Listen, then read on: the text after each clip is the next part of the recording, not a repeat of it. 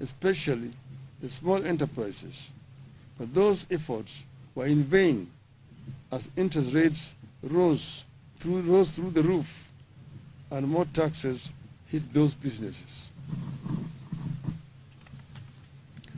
Only the government can now afford to borrow at the astronomical rate of 17% or more from the domestic market. In other words, the government is competing with the private sector in the domestic financial market. The result has been that micro and small businesses are struggling, defaulting, and folding up, while the larger private sector is at best stagnating or equally folding up. In the last 1 year, the proportion of micro and small businesses defaulting on loans has increased by 17%.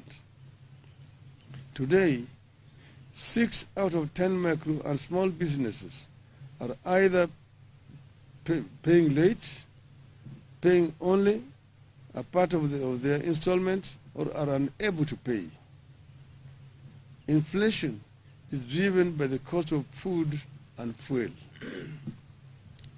As long as the government has not resolved the price of food and fuel, the cost of living will not come down.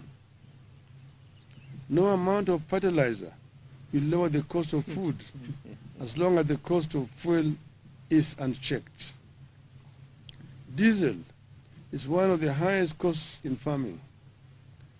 Even if you give the citizen a bag of fertilizer, but make it impossible for her or him to plow an acre of land, you have not solved the problem. The shilling taking the grains like maize, wheat, and rice that we import, those commodities have increased by 25%. As the economy has suffered, another grand betrayal of dreams has unfolded silently in the education sector.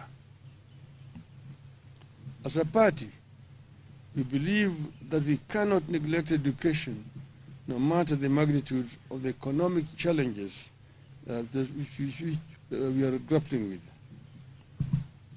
We believe that if we are not to spend if we are to spend just on one thing, it should be education.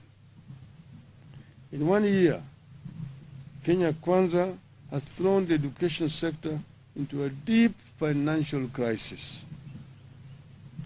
In public,